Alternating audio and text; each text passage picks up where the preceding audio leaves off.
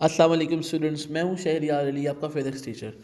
Students, आज हम जो डिस्कशन करने वाले हैं इस टॉपिक के ऊपर, उसका नाम है कपल। कपल बेसिकली हमारे पास जो टॉपिक है ये टॉर्क से ही रिलेटेड है।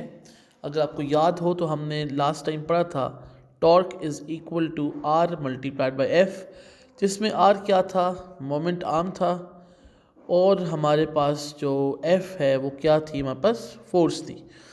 जिस फोर्स की वजह से टर्निंग इफेक्ट प्रोड्यूस हो किसी ऑब्जेक्ट में, उसको हमने क्या नाम दे दिया था, टॉर्क का नाम दिया था। अब हमारे पास कपल फोर्स क्या है। कपल फोर्स सपोज कर लें कि आपके पास एक स्टीयरिंग व्हील है। जिस तरह से हमारे पास ये एक स्टीयरिंग व्हील आपके सामने बनाया मैंने।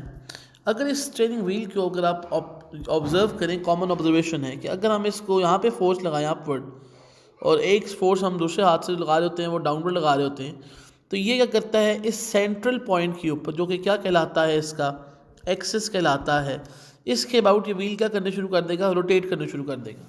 इस पर्टिकुलर केस में इसकी जो रोटेशन होगी वो इस तरह से रोटेशन होगी। ऐसी रोटेशन को हम क्या बोलेंगे, फिर एंटी क्लॉकवाइज रोटेशन बोलेंगे। अब हमारे पास अगर ये एंटी क्लॉकवाइज डायरेक्शन में रोटेट कर रहा है, तो ये क्यों रोटेट कर रहा है, बिकॉज इसके ऊपर दो इक्वल और ऑपोजिट फोर्सेस लग रही हैं। इक्वल ऑपोजिट फोर्सेस का मतलब क्या है कि एक ये जो पॉइंट है, पॉइंट ए कह दें आप इसको, और एक इसको पॉइंट बी कह दें। एक फोर्स को आप एफ ए कह दें जो कि अपवर्ड लग रही है।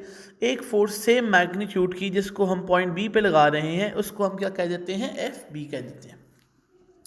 अब हमारे पास ये जो दो फोर्सेस है, इसकी वजह से ट्विस्ट यानी कि कपल प्रोड्यूस हुआ है किसके अंदर, इस पर्टिकुलर स्टीयरिंग व्हील के अंदर, जिसको हम डिस्कस कर रहे हैं। तो मेरे कहने का मतलब ये है कि हमारे पास जो कपल फोर्स है वो क्यों प्रोड्यूस होती है, दो फोर्सेस की वजह से प्रोड्यूस होती है।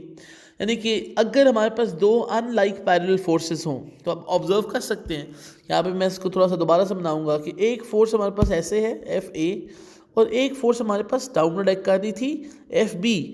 ये दोनों फोर्सेस मैग्नीट्यूड में तो सेम हैं, लेकिन हमारे पास डायरेक्शन में क्या है, ये एक दूसरे के ऑपोजिट एक्ट कर रही हैं।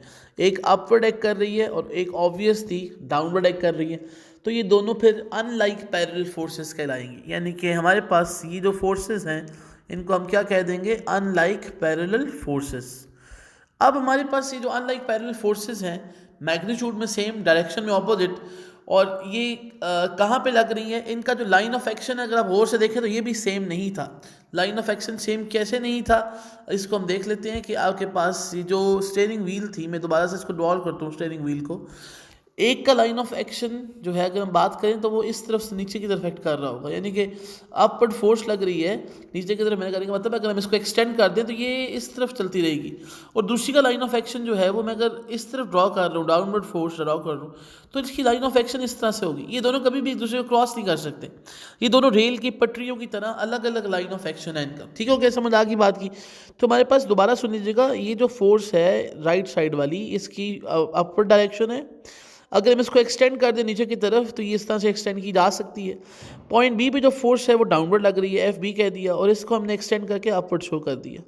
तो अगर आप गौर से देखें तो इनका line of action totally opposite है, एक दूसरे के साथ नहीं है। अब हमारे पास ये जो कपल है, इसको फिर अगर हम कैलकुलेट करना चाहें कि इसकी वैल्यू क्या होगी, तो इसको हम कैलकुलेट कर सकते हैं, बड़ी इजीली कैलकुलेट कर सकते हैं। अब इमेजिन कर लें कि आपके पास ये जो स्टीयरिंग व्हील है, इसका एक सेंटर है, ऑब्वियस बात है। यहाँ से यहाँ तक क्या कहलाएगा, इसका रेडियस, यहाँ से यहाँ तक भी क्या कहलाएगा, इसका एक रेडियस। अब पॉइंट ए और पॉइंट बी, अगर हम दो पॉइंट्स को मार्क कर दें, जो हम शुरू से बात कर भी रहे हैं, तो एक फोर्स जो कि अपवर्ड लग रही थी और एक फोर्स जो कि डाउनवर्ड लग रही थी, हमने उसको एफ ए और एफ बी कह दिया। तो मैंने सपोज एक को एफ ए कह दिया, एक को सपोज एफ बी कह दिया। सिंबॉलिक रिप्रेजेंटेशन से फ़र्क नहीं पड़ता, आप इसको जो मर्जी कह दें, ठीक हो गया। अब चूंकि ये दोनों फोर्सेस एफ ए और एफ बी बराबर हैं मैग्नीट्यूड में, तो हम इनको सिंपली क्या कह सकते हैं, फिर एफ बी कह सकते हैं। तो बजाय एफ ए लिखने के हम इसको एफ बी लिख सकते हैं, और इसको मैंने दूसरे वाले को देखिएगा, मैंने एफ बी को एफ बी लिख दिया। ठीक है जी। अब हमारे पास होगा क्या, सेंटर पे हम इसको मार्क कर देते हैं जी, सेंटर पे हम इसको कह देते हैं ये पॉइंट ओ है हमारा। ठीक है जी। और सेंटर से लेकर यहाँ तक का जो डिस्टेंस है, यानी कि ओ से लेकर ए तक का डिस्टेंस, इसको हम क्या कह देंगे, इसको हम फिर ओ ए कह देंगे।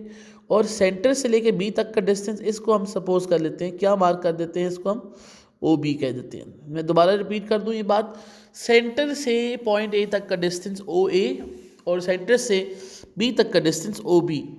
Together, if we add OA and OB, we will get the diameter of that particular circle. जो स्टीयरिंग व्हील का जो सेंटर है उसका डायमीटर हमारे पास फिर किसके बराबर हो जाएगा, ए से लेकर जो टोटल डिस्टेंस है बी तक का, यानी कि यहाँ से लेकर यहाँ तक का जो डिस्टेंस है, ये देखिएगा मैंने मार्क कर दिया, बोल्ड कर दिया। इसको क्या कह देंगे हम फिर, ए से बी तक का जो डिस्टेंस होगा इसको हम कह देंगे फिर कि ये आपके पास जो है वो डायमीटर है। ये मैंने क्यों बताया आपको, क्योंकि अभी हमने इसको यूज़ करना है। अब देखिए हो क्या रहा है, हमारी व्हील की ऊपर जो है वो दो फोर्सेस लग रही हैं और वो इसमें क्या प्रोड्यूस कर रही हैं, टर्निंग इफेक्ट प्रोड्यूस कर रही हैं। टर्निंग इफेक्ट का मतलब है टॉर्क प्रोड्यूस कर रही हैं। कैसे, ज़रा इमेजिन करें कि जो सेंट्रल पॉइंट्स है ना, इसको जो मैंने ग्रीन दोबारा बना दी है सेंटर, इधर ये क्या है, इसका एक्सिस ऑफ रोटेशन है। तो मैं यहाँ पे लिख देता हूँ, ये हमारे पास क्या है, एक्सिस ऑफ रोटेशन। और सेंटर से लेके यहाँ तक ए पॉइंट तक यहाँ पे एक फोर्स लग रही है। अगर आपको याद हो तो हम ये सेंटर से लेकर यानी कि एक्सिस ऑफ रोटेशन से लेकर point of application of the force वाले डिस्टेंस को क्या कहते थे, मोमेंट आर्म कहते थे। तो हमारे पास एक मोमेंट आर्म है ओ ए, तो मैंने यहाँ पे लिख दिया मोमेंट आर्म एक आ जाएगा हमारे पास ओ ए, ये हमारे को समझाने के लिए बताया। सिमिलरली अगर हम राइट साइड की बात करें तो लेफ्ट साइड की बात भी करनी पड़ेगी हमें। तो हमारे पास एक जो लेफ़्ट साइड पे है उसको मैं मार्क करता हूँ, ये रेड कलर का ओ से बी तक का जो डिस्टेंस है इसको भी क्या कहलाएंगे हम, इसको भी हम कहेंगे मोमेंट आर्म। तो हमारे पास दो मोमेंट आर्म आ गए, ओ ए और ओ बी, दो फोर्सेस दो मोमेंट आर्म। देखिए ये दोनों फोर्सेस अपनी अपनी टॉर्क प्रोड्यूस कर रही हैं, लेकिन इनका नेट इफेक्ट प्रोड्यूस कर रहा है टोटल टॉर्क। मैं दोबारा रिपीट कर दूं, पॉइंट ए पे ऊपर जो फोर्स लग रही है ना वो अपनी टॉर्क प्रोड्यूस करेगी, पॉइंट बी के ऊपर जो फोर्स लग रही है वो अपनी टॉर्क प्रोड्यूस करेगी। ओ से ए तक की जो फोर्स है, ओ से ए तक की जो फोर्स है हमारे पास जो गिवन है इधर एफ ए या एफ हमने उसको कहा है, उसकी वजह से जो टॉर्क प्रोड्यूस होगी वो moment arm multiplied by F हो जाएगा। तो एफ की वैल्यू है फोर्स की और ओ ए हमारे पास मोमेंट आर्म है। तो हम यहाँ पे अब क्या लिखेंगे, नीचे देखिएगा मैं इक्वेशन लिखने वाला हूँ ये सारी, थोड़े समय मिटा दूँ आपके लिए ताकि आपको अंडरस्टैंड हो जाए इजीली कि हम करने का वाले हैं। हम कैलकुलेट ये करने वाले हैं कि इस पूरे व्हील के ऊपर जो दो फोर्सेस लग रही हैं इनकी वजह से जो टर्निंग इफेक्ट प्रोड्यूस हो रहा है उस टर्निंग इफेक्ट की वैल्यू क्या है। यानी कि total torque on this object is basically the couple twist, यानी कि जिसकी वजह से ये टर्न कर रहा है, जिसकी वजह से ये टर्न करने का मतलब है रोटेट कर रहा है अपने ही सेंट्रल एक्सिस पे। अब ज़रा देखिएगा टॉर्क पहली वाली कैलकुलेट कर लेता हूँ मैं। पहली फोर्स राइट साइड वाली एफ मल्टीप्लाइड बाय क्या होता है हमारे पास मोमेंट आर्म। मोमेंट आर्म कहाँ से कहाँ तक होता है, सेंटर से लेके point of application of the force तक, तो एक आ गई हमारे पास एफ इंटू ओ ए। दूसरी फोर्स कौन सी है, वो भी एफ है, कहाँ लग रही है पॉइंट बी पे, तो उसका भी force multiplied by moment arm कर दिया। तो ये हमारे पास दूसरी इक्वेशन आ गई एफ इंटू ओ बी। अब टोटल टॉर्क कैसे आएगी, टोटल टॉर्क को ज़रा लिख लेते हैं। हमारे पास total torque is given as total torque, बाकी ये थोड़ा सा मैं इसको पेन को थिंक कर लूँ, हाँ जी। अच्छा अब हमारे पास टोटल टॉर्क नेट क्या होगी, इन दो टॉर्क्स को ऐड कर दिया जाए, F into O A plus F into O B हो जाएगी। ये हमारे पास टोटल टॉर्क आ जाएगी जो किस पे एक्ट कर रही है, इस ऑब्जेक्ट पे एक्ट कर रही है। इसमें क्या चीज़ कॉमन है, इसमें एफ कॉमन है तो मैं यहाँ से एफ कॉमन ले लूँगा और साथ क्या आ जाएगा O A plus O B. F common क्यों है, बिकॉज ये भी एफ है ये भी एफ है। ओ ए और ओ बी हमारे पास क्या बन जाएंगे, फिर मैंने क्या बताया था शुरू में ऊपर डायग्राम में, देखिए कि अगर ये ओ ए है और अगर ये ओ बी है, इनको ऐड कर दें दोनों को तो ये डायमीटर बन जाएगा ना, फिर तो ये हमारे पास डायमीटर बन जाएगा। तो इसको हम ए बी भी लिख सकते हैं बिकॉज डायमीटर हमारे पास नज़र आ रहा है हमें, ये ए पॉइंट है ये बी पॉइंट है, तो ये टोटल डिस्टेंस क्या हो जाएगा डायमीटर। यानी किसी भी ऑब्जेक्ट के ऊपर जो कि एक रिजिड ऑब्जेक्ट हो जो सर्कुलर पाथ में मौजूद हो, हमारे पास उसको हम क्या कह सकते हैं कि उसके ऊपर जो दो फोर्सेस एक्ट कर रही होती हैं ऑपोजिट डायरेक्शंस में, उनका लाइन ऑफ एक्शन भी डिफरेंट होता है और मैग्नीट्यूड में फोर्सेस सेम होती हैं, तो वो ऑब्जेक्ट जो है वो किसी अपने ही एक्सिस ऑफ रोटेशन के अबाउट क्या करने शुरू कर देगा, रोटेट। तो ऐसी रोटेशन को चूँकि दो पॉइंट से फोर्स लग रही है तो उसको हम कपल टॉर्क बोलते हैं या कपल ट्विस्ट भी कभी कभी बोलते हैं, और इसकी वैल्यू हम इस तरह से क्या कर सकते हैं, फिर फाइंड कर सकते हैं। अब हमारे पास जो है जो टॉर्क है उसका यूनिट क्या था, न्यूटन मीटर। अब इसका यूनिट क्या होगा फिर कपल का भी, फोर्स का यूनिट क्या होता है हमारे पास, ये हमारे पास जो फोर्स है इसका यूनिट क्या होता है न्यूटन, और डायमीटर जो है वो भी लेंथ है, तो उसका भी डिस्टेंस यानी कि मेजर करना होता है हमने।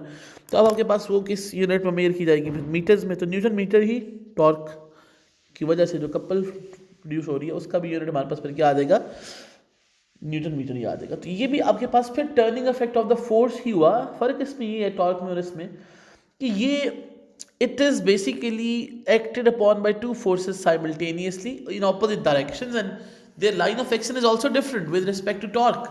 तो अब हमारे पास मुख्तलिफ क्वेश्चंस यहाँ पे बनते हैं। देखिए आप ज़रा ऑब्जर्व कीजिएगा, कभी आपने देखा कि गाड़ी का टायर पंचर जब होता है तो एक तो होता है ना हमने स्पैनर यूज़ करना होता है या हम नट ओपनर यूज़ कर रहे होते हैं, तो जो नट ओपनर 4 साइड्स वाला होता है वो इजीली नट को ओपन कर देता है as compare to single side वाला। अब थोड़ी सी मैं डायग्राम ड्रॉ करता हूँ ताकि आपको एक कॉन्सेप्ट क्लियर हो। एक बार एक हमारे पास इस तरह का नट ओपनर होता है जो इसकी इस तरह की 4 साइड्स होती हैं, ठीक है ना, ये डबल आर्म स्पैनर कहलाता है, इसको हम क्या कहते हैं, डबल आर्म स्पैनर। और एक हमारे पास जो गाड़ियों का आर्म जो होता है वो इस तरह से उसकी शेप होती है, तो इस तरह से उसकी ये आपके पास एक ये भी होता है। तो ये वाला इसलिए यूज़ करना आसान है बिकॉज आप इसमें कपल टॉर्क ईजिली प्रोड्यूस कर सकते हैं।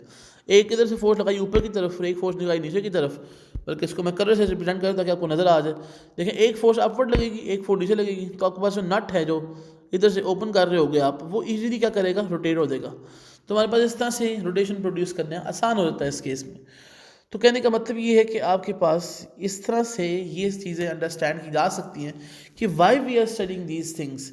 तो ये आपके पास क्या था, हमारे पास कपल का जो था बेसिक इंट्रोडक्शन था, और थोड़ी सी हमने इसकी बात कर ली इसके मैथमेटिकल फार्मूले की। तो याद रखिए फिर जब दो फोर्सेस एक्ट करेंगी किसी भी ऑब्जेक्ट के ऊपर, दोनों फोर्सेस का मैग्नीट्यूड अगर सेम होगा, डायरेक्शन ऑपोजिट होगी, लाइन ऑफ एक्शन भी ऑपोजिट होगी, तो हमारे पास इस केस में क्या प्रोड्यूस होगा, कपल टॉर्क यानी कि कपल ट्विस्ट। अब इसकी बहुत सारी एग्जांपल्स हैं फिर आपके सामने। आप कभी देखें जो शिप चला रहे होते हैं, शिप कैप्टन्स जो होते हैं, वो बेसिकली उस व्हील को जो उनके सामने इन फ्रंट ऑफ दम मौजूद होता है, कभी आपने कार्टून्स में भी देखा होगा उसकी शेप जो है वो किस तरह से होती है, वो देखें ना इस तरह का एक व्हील होता है और इस तरह से वो मौजूद होता है उसके अंदर। वो व्हील यानी कि बेसिकली ये स्टीयरिंग व्हील कहलाता है। तो बेसिकली आपके पास शिप की जो मूवमेंट है वो इसके साथ एफिलिएटेड होती है। अब वो फोर्स लगा होता है यहाँ पे यहाँ पे, अच्छा लाजमी नहीं होता कि यहाँ पे इस इन दो साइड पे फोर्स लगे, आप इधर भी फोर्स लगा सकते हैं तभी टॉर्क प्रोड्यूस होगी, ठीक होगी। तो आप इसमें भी ऐसे भी लगा सकते हैं, इधर लगा सकते हो, इधर भी लगा सकते हो, तब भी टॉर्क प्रोड्यूस होगी। मैं दोबारा रिपीट कर दूँ ये बात कि टॉर्क के लिए लाजमी नहीं कि एक फोर्स इधर ही हो और एक फोर्स इधर ही हो। आप देखो मैंने यहाँ पे क्लॉकवाइज कपल टॉर्क प्रोड्यूस करने की कोशिश की, ऐसे भी लग सकती है फोर्स, ऐसे भी लग सकती है, ये भी इक्वल मैग्नीट्यूड ऑपोजिट डायरेक्शन है। तो बहरहाल ये दोनों चीज़ें हमारे पास इंपॉर्टेंट है। तो अब आपके पास बहुत सी एग्जांपल्स हैं इस तरह की जो आप अंडरस्टैंड कर सकते हैं, और ये आपके पास जो था आज का टॉपिक था। अब आपने करना क्या है, इस टॉपिक के फ़ौरन बाद आपने, ये लेक्चर ख़त्म नहीं हुआ, आपने अपनी बुक्स को ओपन करना है। आपने सबसे पहले क्या लिखना है, डेफिनेशन लिखनी है कपल की, और उसके बाद आपने इसकी एक्सप्लेनेशन लिखनी है। एक्सप्लेनेशन का मतलब है कि आपने इस टॉपिक को अंडरस्टैंड जिस तरह कर लिया, एक्सप्लेनेशन लिखनी है, डायग्राम ड्रॉ करनी है। डायग्राम ड्रॉ करने के बाद आपने मुझे क्या कर देना है, इसकी मैथमेटिकल फॉर्म लिखनी है यानी कि फार्मूला लिखना है। ये हेडिंग के बाद करना है सारा काम आपने, और आपने मुझे इसका इमेज लेके सेंड कर देना है। और अभी आप ये काम साथ साथ स्टार्ट करेंगे, जब भी आपको टाइम मिल जाएगा, कंप्लीट अब हो जाएगी आपकी, अभी आपने लिखना शुरू कर देना। मैं पहले ही बता रहा हूँ, आपने ऑनेस्ट रहना है अपने साथ भी, लिख के आपने जब भी कंप्लीट हो जाती है, टुडे इज़ 27th, तो आपके पास बल्कि आपने आज ही सेंड करना है, छोटा सा आर्टिकल है, आपने मुझे अभी ही सेंड करना है, शाम रात तक जब भी सेंड कर दें, आज की डेट में आपने सेंड कर देना है। कोई क्वेश्चन हो तो आप मुझसे व्हाट्सएप पे पूछ सकते हैं। थैंक यू वेरी मच, अल्लाह हाफ़िज़।